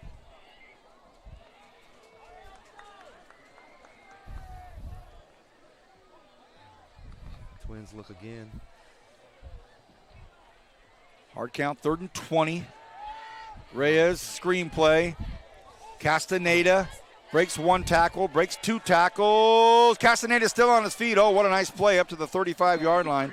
The Moorpark crowd likes it. It was 3rd and 20, and they picked up 15 of it. So it'll be 4th and 5. We'll see what they opt to do here. Ball is spotted at the Golden Hawks 35-yard line. 4th down.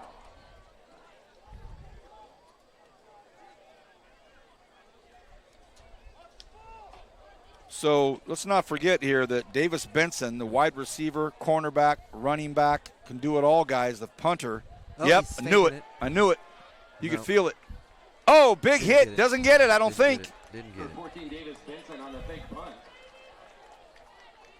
The Golden So we Hawks stopped short of the line to gain. keep them from getting a first down. Yeah, I think you sniffed that out pretty good there. You saw the quarterback back there. He's playing dual coverage, dual duty there, punting and quarterbacking. So, Well, he's been their punter tonight, got to but keep your eye on him. Johnny, he came in late, really late. Like, he stayed on the sidelines for a minute, and then they rushed in the play. Yeah. And great job by the Golden Hawks there to stop that. Quick count with the ball in play. And he didn't. It's funny. He was only about 12 yards deep. You're right. Too. Right. To get back to his normal depth there. So that's still, you hike the ball 12 yards backwards. You got to get 10. That's tough. You got to run 22 yards to get the first down. Golden Hawks again start their first play of the drive as they have been, just trying to go right up the middle on the far hash. Not much. They get a few. They'll get one more play in before the end of the third quarter. Sierra Pacific up 14-7 over Golden Valley.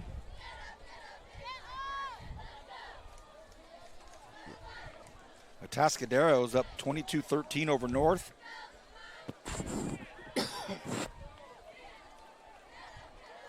Garces Memorial 23-14 over Paso Robles. Wow. 2nd and 7. They stay on the ground again. Nice play there. Can he get outside? Oh, he just loses his footing.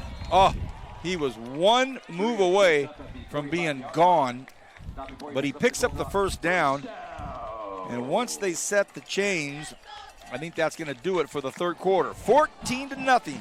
Moorpark still up, but another sign that the Golden Hawks are trying to get back in this thing. We'll see it right after this break.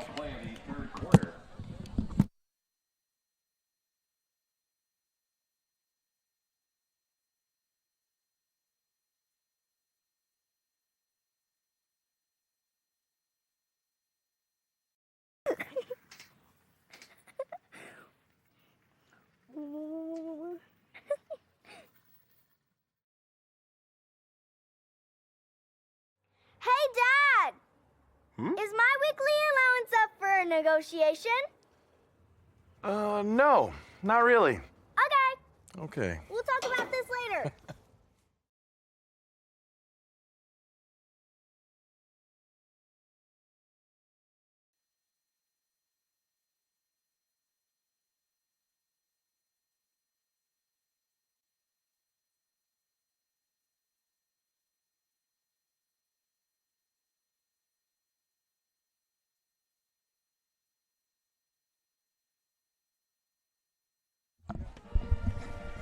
Okay, here we go. Fourth quarter. Welcome back to Current High Network. Great to have you with us. If you've been doing other things tonight, watching other games, and you're getting to ours, I'm Vance Palm. I'm joined by my good buddy from way back at Haven Drive, junior high, Johnny Rose. We're calling this game, but it's the Moorpark Musketeers. Oh, gosh, as they start this fourth quarter on a 1st and 10, and it got sniffed out in a big way, and it's Cruz Revezo. And he is a demolition man. Yeah, Centennial's done a good job all night of running the football and protecting those guys, and that's a rarity this evening so far. Hope that's the last of it.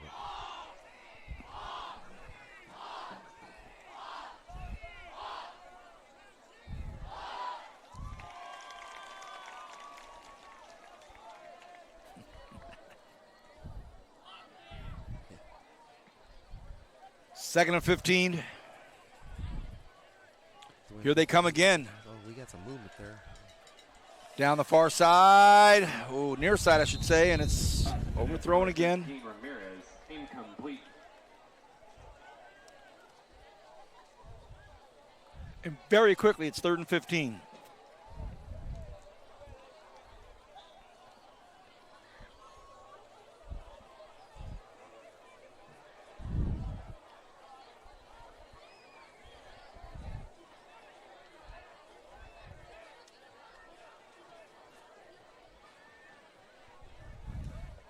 Grant Scott has had some nice plays, nice passes, had some nice completions. Also had a couple of tough passes here. Now he's got Iteria on his hip. Lets it fly, and again, just overthrows his man. No flags anywhere. And he's got a strong arm, we know that. Yeah, he gets that ball down the field. And Coach Sterrett's got no choice.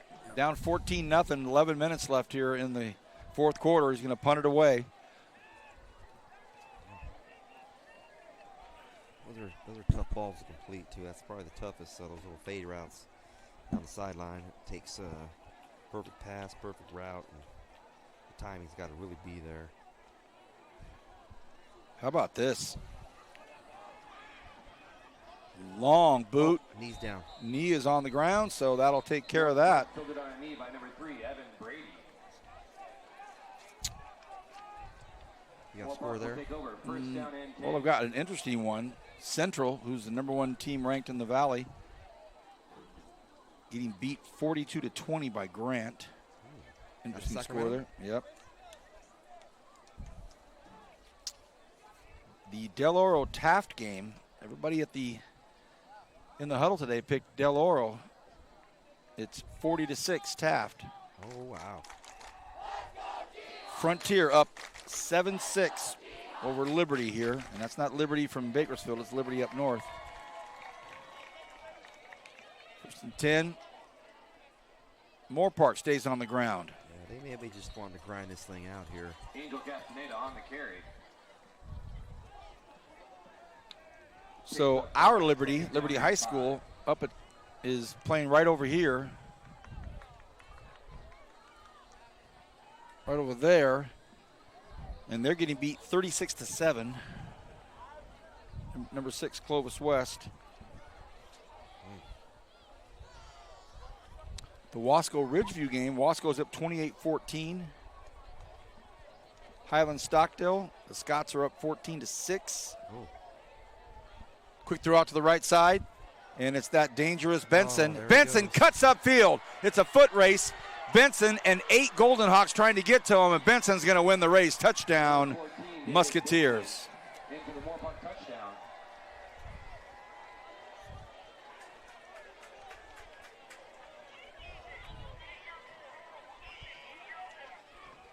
Just a little slip screen there. That's all it was. Slip screen there, ball behind the line of scrimmage, and he just split the defenders and went coast to coast.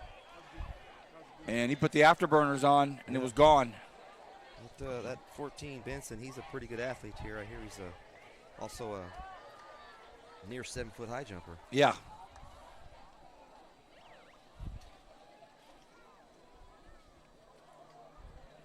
Klodowski to make it a clean 21-0.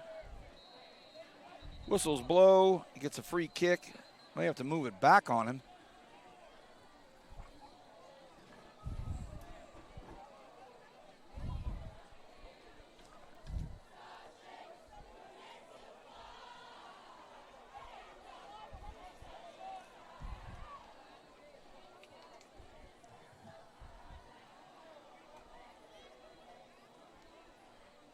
So they'll give it another shot. Yep.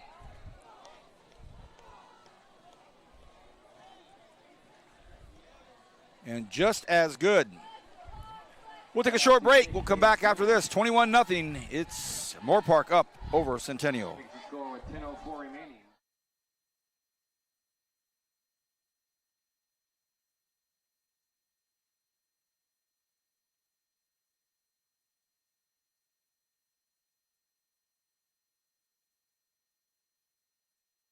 Take cash, direct deposit, or check.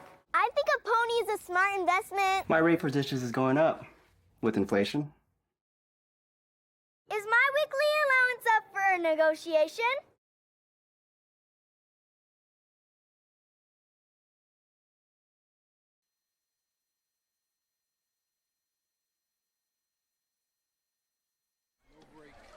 Welcome back, everybody. Vance Palm with John Rose and Julian Wilson. We're at Centennial, where Moorpark now has put the Golden Hawks of Centennial in a really tough spot. They're down 21-0. And without their star quarterback, Jet Santiago, out for a month. Grant Scott behind the center, and his team have had some bright spots, also some struggles.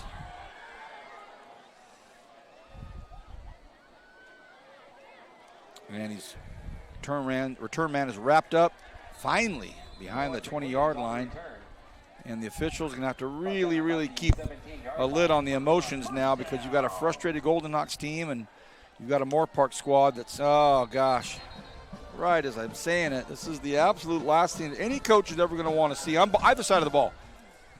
If you're Christian Dearborn and you come on the road over here to the Central Valley and you're up 21-0, looking to go 2-0 in your coaching debut, the last thing you want is just an undisciplined situation. If you're Coach Sterrett and you're looking at 0-2 here at home, down 21-0, boy, the salt on the wound, just burns even worse.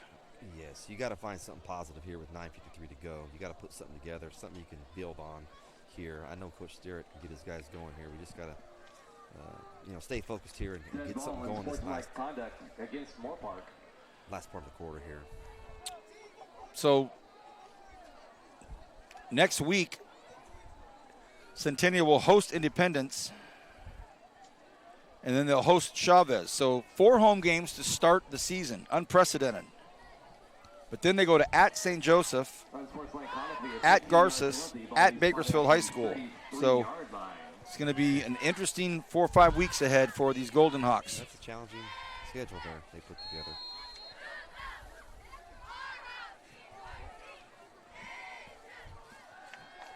Keep the ball on the ground. Got to. They start on the ground again. New quarterback.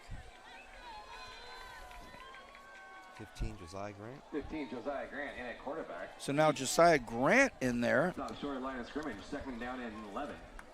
So the Golden Hawks making a change at QB here in the fourth quarter. The junior, Josiah Grant, jersey number 15. We saw them both warming up tonight when you and I were down midfield. Yeah, he's a good-looking little athlete as well. Fires one out here, and it's caught. Good pass out there to Ramirez. Ramirez breaks the tackle, gets away. And you can hear the crowd. I mean, they are just desperate for something to happen. That's what they need. They Yep. Put something together here. Give them something to build on. Got to keep competing. Got to keep competing.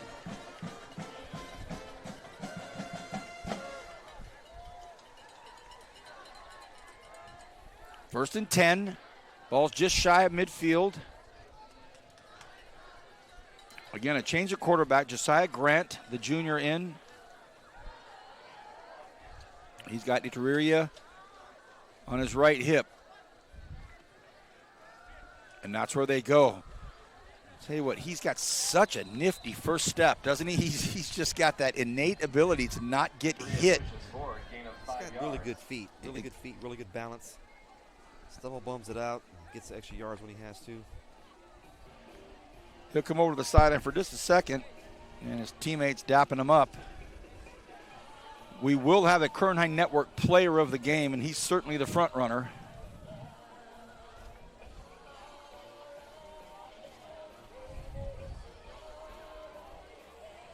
Yeah, I'd agree with you there, Vance. Ball's inside Musketeer territory. Trips open. 2nd and 5. And coaching staff for Moorpark calls a timeout. Timeout, Moorpark. Let's see what's on Moorpark's schedule. They've got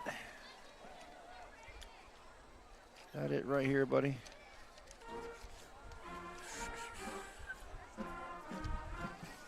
Moorpark. They're going to host Birmingham from Lake Balboa next week. And then they're going to host Santa Barbara. And then they're heading off to Pueblo, Colorado. Oh, wow. A couple of games there, and then they'll get into league play, Oxnard, Ventura, Oak Park. And based on what we're seeing here tonight, a couple of unnecessary penalties, but other than that, pretty solid squad he's got going here. Yeah, we really got good weather here. Kind of worked our disadvantage. We're used to that 106-degree weather here, and these guys they'd probably be dying out here if it was warmer, as we all would. 2nd and 5 after the timeout by the Musketeers. He bumps into his own guy, but he gets rid of it. Nice move there. Can he get outside? Good play there. Grant's pass, week number 6, Hodges. So Hodges with a nice nifty move there, and he's been valuable to them tonight. Another junior, so a junior-to-junior connection there. Up 2, 3rd down and 3. All right, here's the 3rd down of the night right here. Well, I would imagine it's 2-down territory anyway, Johnny. Oh yeah. You gotta try and move the ball and keep this drive alive here. Do the best you can. Pick up the short 3rd down.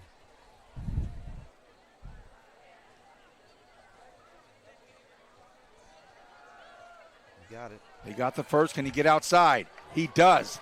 Another couple of broken tackles, missed tackles, and another first down by Ituria. Boy, he's certainly been a bright spot tonight, and you think if they had their normal offense going, they would be able to play off each other with it, but Not the case tonight, so Ituria has done a really nice job. Well, he's setting the tone, certainly. His teammates, hopefully they'll follow suit here and keep this drive alive. There's no quitting him. He's got good feet, good balance, runs the ball hard.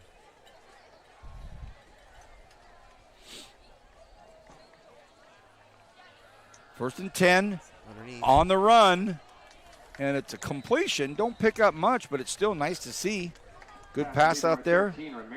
So Grant to Ramirez. The connection's made. Gain of 2, second down and 8. It's going to dip below 6 minutes here now.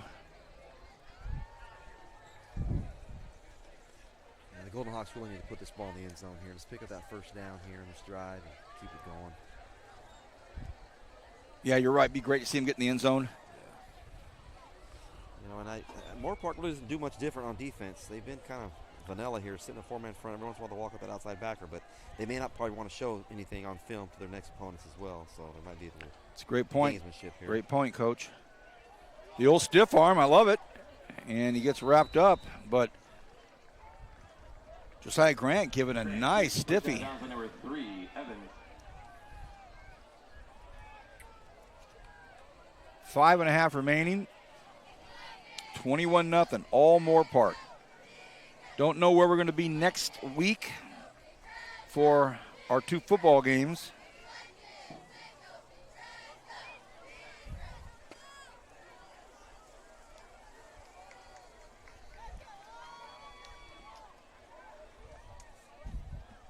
Twins look again for the Golden Hawks.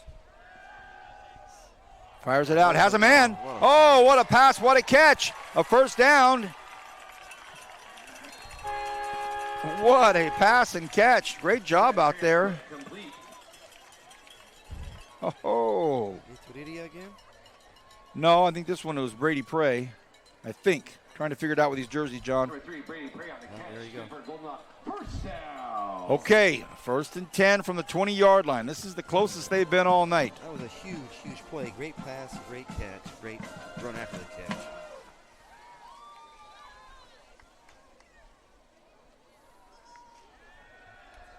Got him out there on the outside again. We got a hold out here. Flag right in the middle of the football field. Well, right on the hash mark where the ball was snapped. So probably.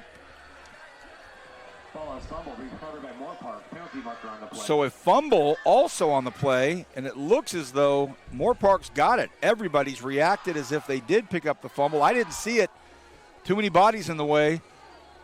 But a fumble at the end of the play, we knew there was probably going to be a holding call, and that's declined. So doggone it, as the Centennial Golden Hawks starting to sniff one, starting to get close to the end zone there. Another penalty. And a turnover in a key drive. They were really moving the ball well. Picked up a few key plays, a few first downs there. Couple of big plays. Oh, my gosh. 6 turnovers last week. Turn the ball over this many times. What was it? 2 or 3 today? At least 3. We had 2 interceptions and a fumble recovery, and I think it's 4 now. So this is their workhorse, Angel Castaneda. Castaneda on the carry. And we'll dip below 4 minutes here. No gain. Second down. It would be remiss of me, John, if I didn't tell our listening community about the solo birdie you had on the 10th hole recently at the 29th annual BS Challenge. And I know everybody out there is laughing at the acronyms for BS, but it stands for 2 great Arvin families. The Blackburn Stenner Golf Tournament. It's a tradition like many others. Absolutely. I can't use the Masters thing, but it's a tradition like many others. Good old boys get out to golf. More on that in a minute. 2nd and 10, no gain on that first one. They still got them all spread out, don't they, JR? They sure do. They're going to run the ball here, though. And it's going to be the quarterback that takes it. He's got a lane. And Moon picks up a big first down and delivers the boom. So not only did Moon keep it, he delivered a hit. Yikes. My group on the 11th tee box looked back to see this gargantuan drive. On hole 10, we thought, well, that's going to be young Jensen Hallam. Of course. Garces Ram. Why wouldn't it be? BC Renegade, stalwart young man. Absolutely. Then we get up there and we find out it's Johnny Rose's 280-yard drive. More on that in a minute. First 10.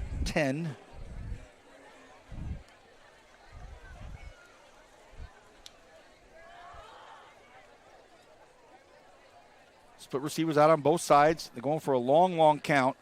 And again, it's going to be the backup quarterback, if you want to use that terminology, Logan Moon, with another long first down. So then your golf team had a 94-yard approach shot coming in on the 10th hole at BV.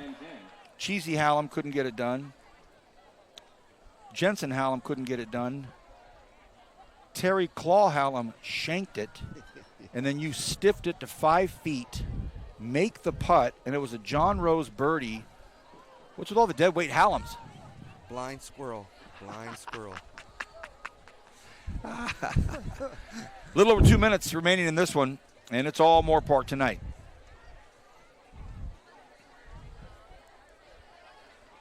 They stay on the ground to Castaneda. Castaneda wisely stays in bounds. It's one of the times of the game you hope everybody just kind of understands and keeps their poise and composure. And, John, in an effort to expedite the selection of the Kern High Network Player of the Game, unfortunately we've got a road team that's come into Kern County and picked up the win. So our Kern High Network Player of the Game it'll be somewhat more subdued, a little bittersweet. But let's talk about this young man that we're giving the Kern High Network T-shirt to. Yeah, I think he's was a workhorse today on the offensive side of the football. Again, great bounce, great feet, showing a lot of heart, a lot of drive.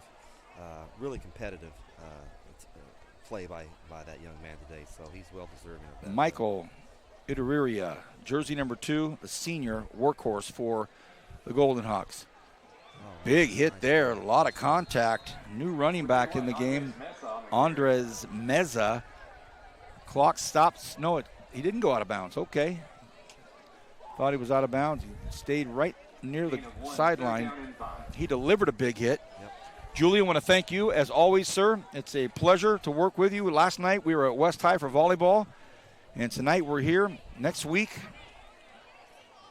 who knows where they'll send us. And a super big thank you to my buddy Johnny Rose. Boy, you probably had a much different Friday night lined out. I didn't want to get into it. I'll start to feel guilty. But I said, Johnny, how about it? And he looked at me and said, you know what? Let's get it done. John, your final thoughts, and we'll wrap it up here. Well, I think Golden Hawks showed a lot of promise here. I think they moved the ball really well. I thought that if they could shore up some of the penalties and the turnovers, I think they're right on track here. Certainly that injury hurts at the QB position, but the coach will figure that out and get guys going. A lot of heart, like I said, in our team. I think we moved the ball really well. So good things moving forward. I wish that drive would have worked out the way it should have at the end there, but. Okay, John, thank you enough. I can't thank you enough. Appreciate everything you did for us tonight. Great job, Julian. Thank you. On behalf of everybody here in the Kern High Network, we thank you for being with us. Have a great weekend. Next time we speak, we'll be in the month of September. Good night. God bless.